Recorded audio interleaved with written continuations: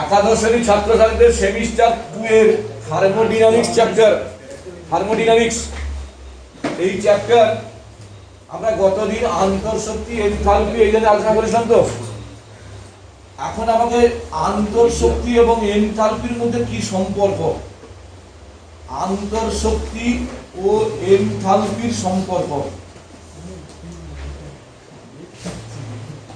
এনথালপির সম্পর্কটা কি? দেখো, আন্তঃশক্তিকে আমরা কি দিয়ে ছিল বলি? ইউ দিয়ে। তো এনথালপিকে আন্তঃশক্তি মানে এনথালপি নয়, এনথালপি হয়, এনথালপি। একে আমরা এইচ দ্বারা সূচিত করি, যাকে হচ্ছে তাপ দেহ, তাই না, বা পূর্ণ তাপ। এদের মধ্যে সম্পর্ক হচ্ছে H equal to U plus PV. H equal to U plus PV. কে বড় রে? সমীকরণের কি মনে হচ্ছে? এইচ বড় না ইউ বড়? তাহলে কোন সিস্টেমের এনথালপি সর্বদা আন্তঃশক্তির চেয়ে বড় হয়। এর আগের দিন আমরা প্রমাণ করেছিলাম, তোমাদের বলেছিলাম, এর আগের দিন বলেছিলাম যে কখন আমরা আন্তঃশক্তির কথাটা আমাদের মনের মধ্যে আসবে, যখন সিস্টেমের পরিবর্তনে কোন জিনিসটা ধ্রুবক থাকবে? স্থির আয়তনে। আর এনথালপি কথাটা কখন মনের মধ্যে আসবে? যখন স্থির চাপে। এটা বলছিলাম তো। তাহলে আমরা আন্তঃশক্তি এবং এনথালপির মধ্যে সম্পর্ক জানলাম। এবারে যে জিনিসটা আমরা প্রমাণ করব সেটা হচ্ছে, আগে যেটা প্রমাণ করেছিলাম, তোমাদের খাতা ফলো বলে দেখতে পারবে যে স্থির আয়তনে সিস্টেম কর্তৃক গৃহীত বজ্রতাপ আন্তঃশক্তির পরিবর্তনের সঙ্গে সমান। বলেছিলাম না? আজকে যে জিনিসটা প্রমাণ করব যে স্থির চাপে সিস্টেম কর্তৃক গৃহীত বা বর্জিত তাপ এনথালপির পরিবর্তনের সাথে সমান। এনথালপির পরিবর্তনের সাথে সমান।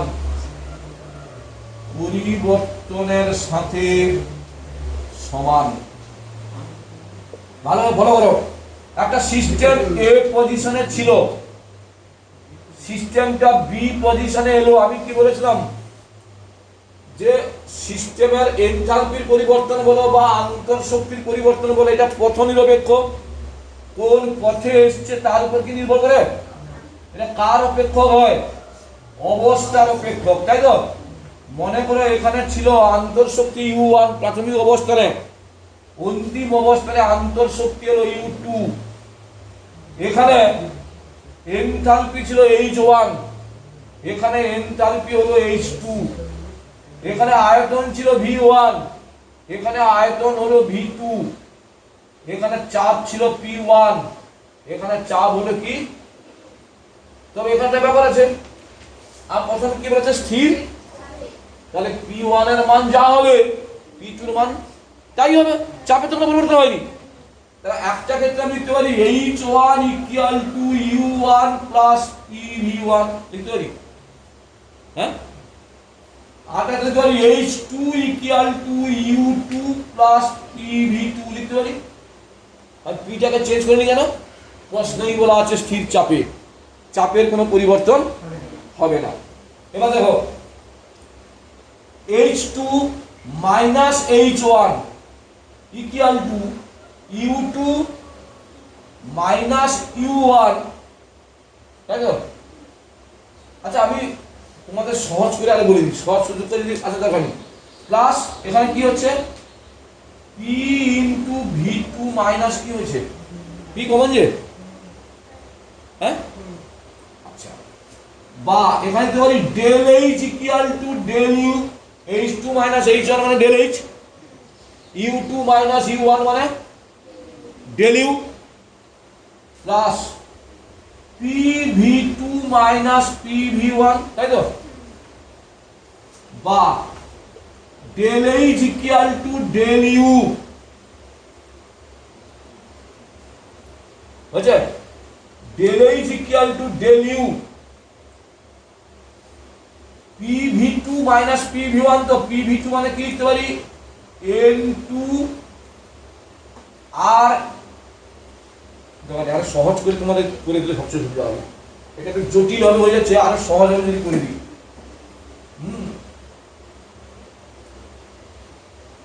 P into V2 minus V2 আছে দেখো এই থাক প্লাস P V2 মানে N2 আর T লিখতে পারি। P V2 মানে N2 আর T লিখতে পারি। P V কে তো N আর T এ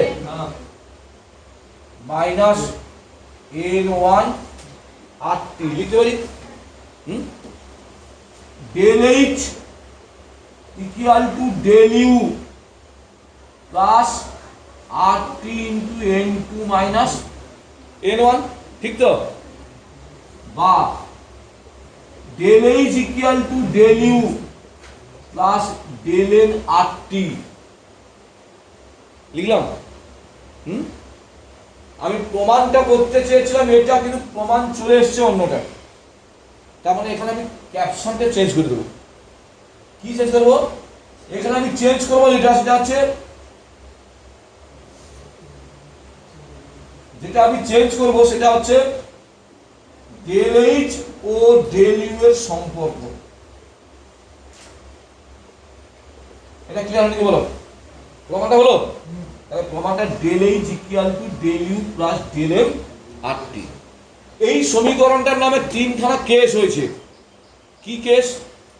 কেস নাম্বার 1, কেস নাম্বার 1 হচ্ছে কখন del H equal to del U হবে। কখন del H equal to del U হবে? দেখো del H equal to del U হতে গেলে সার্বজনীন গ্যাস ধ্রুবকের মান কি কখনো 0 হয়? হয় না। টির মান কি কখনো 0 হয়? 0 কে মানে সে মাইনাস হতে চলে যাবে। তার মানে হবে যখন del N equal to 0 হবে। কি রে? del N equal to 0 হবে।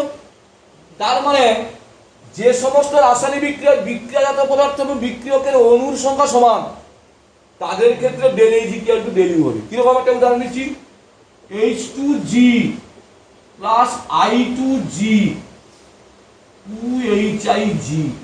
পরীক্ষায় থাকবে কখন del H equal to del U হবে, উদাহরণ দাও। এখানে H2 ক অণু, সামনে কত আছে? এখানে I2 ক অণু, তাহলে এক।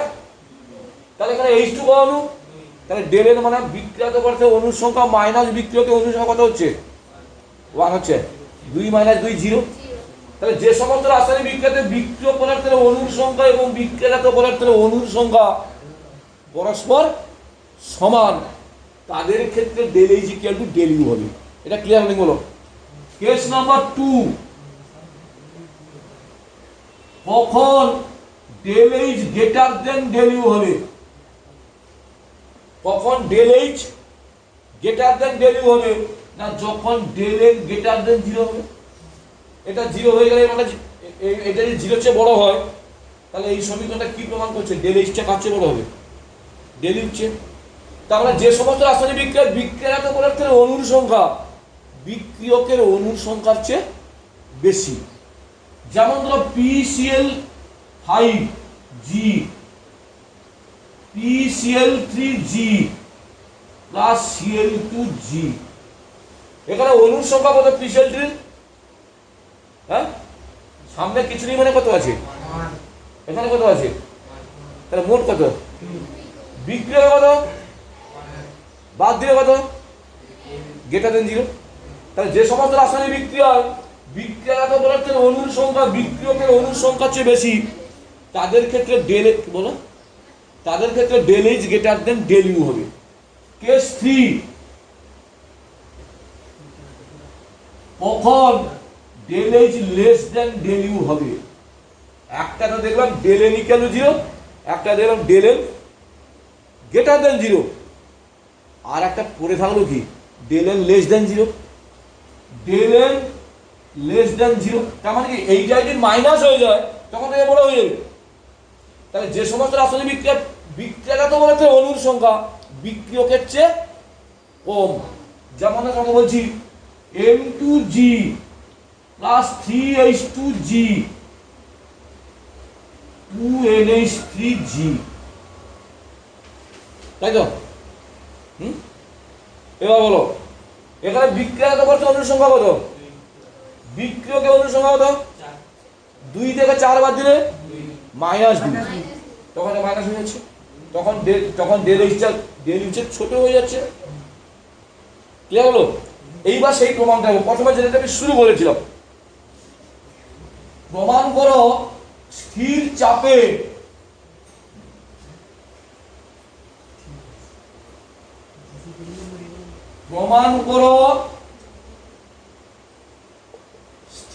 চাপে সিস্টেম কর্তৃক গৃহীত বা বর্জিত তাপ এনথালপির পরিবর্তনের সাথে সমান। এনথালপির পরিবর্তনের সাথে সমান। ভালো দেখো, আমরা কি জানি? H equal to U1 plus P1 V1, কি রে? H1 equal H2 equal to U2 plus P2 V2, তাই তো? আচ্ছা, এবার দেখো তো H2 minus H1 equal to U2 minus U1, আরো ছোট করে করি, এই যে PV করে দাও, H equal to এইটা করে দাও, সবাই দাও, ডেরিভেটিভ করো, ওটাকে ডেরিভেটিভ করো। Del H equal to del U, তোমরা পরীক্ষা করেছো, এবারে শিখেছো d of dx into uv, first function fixed, second ফাংশনের derivative, plus second function fixed, first ফাংশনের ডেরিভেটিভ, শিখেছো? হ্যাঁ, এখানে দেখো ফার্স্ট ফাংশন ফিক্সড, সেকেন্ড ফাংশনের ডেরিভেটিভ হলো, সেকেন্ড ফাংশন ফিক্সড, ফার্স্ট ফাংশনের ডেরিভেটিভ নাকি? তাহলে বা del H equal to del U plus P del V, প্রথমে কি বলেছে? স্থির চাপের কোনো পরিবর্তন হয়েছে না, তাহলে ডিপি কত হবে? 0, চাপের কোনো পরিবর্তন হয়নি, তাহলে প্লাস ভি ইনটু 0, তাহলে বা del H equal to del U plus E del V. আর নাম দিলাম আমি 1 নম্বর সমীকরণ।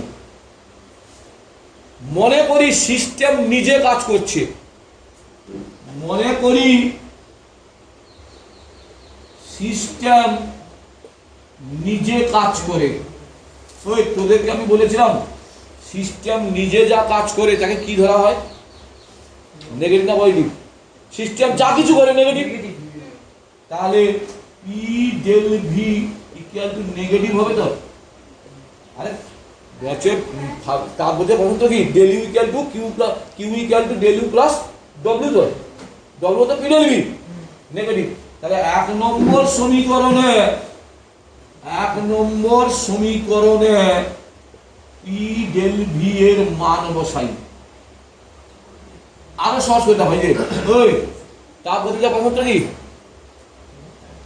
আরে তাপ গতিবিদ্যা প্রথম সূত্র কি? ডেল ইউ ইকুয়াল টু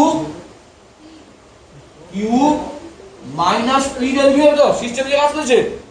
1 নম্বর সমীকরণে বসাও, 1 নম্বর সমীকরণে দেখো ডেল এইচ, ডেল ইউ মান কত? Q minus P del V plus P del V, কেটে গেল। Del H equal to Q suffix V, মানে স্থির, কিউ সাফিক্স পি মানে স্থির চাপ। তাহলে স্থির চাপের সিস্টেম কর্তৃক গৃহীত বা বর্জিত তাপ এনথালপির পরিবর্তনের সাথে সমান। প্রমাণ হলো এটা 2 নম্বর বুকে পড়ে। আর যদি দেখো বাস্তবে যে কোনো সিস্টেমের এনথালপির পরিবর্তন অপেক্ষা আন্তঃশক্তির পরিবর্তন কোনটা বেশি গুরুত্বপূর্ণ তোমাদের মনে হয়? আন্তঃশক্তির পরিবর্তন মানে স্থির আয়তনে স্থির চাপে? আন্তঃশক্তি স্থির আয়তনে। আর এনথালপি মানে বাস্তবে যা কিছু ঘটনা ঘটে সিস্টেমের, আমাদের এই স্থির বায়ুমণ্ডলের চাপে ঘটিত, ওই 1 অ্যাটমসফিয়ার চাপে ঘটিত, বাস্তবে যা কিছু ঘটে সবই কি ঘটে? স্থির বায়ুমণ্ডলের চাপে। আর স্থির চাপে ঘটা মানে ডেল ইউ না ডেল এইচ? তাহলে যে কোনো সিস্টেমের পরিবর্তনের ক্ষেত্রে আন্তঃশক্তির পরিবর্তন অপেক্ষায় এনথালপির পরিবর্তন অধিকতর গুরুত্বপূর্ণ। তোমরা এই ক্লাসটা ভালো করে ফলো করো, বন্ধুদের মধ্যে বেশি বেশি করে শেয়ার করো, সাবস্ক্রাইব করো। আমি পরবর্তী ক্লাসে পরাবর্ত প্রক্রিয়ার কৃতকার্য নিয়ে আলোচনা করব।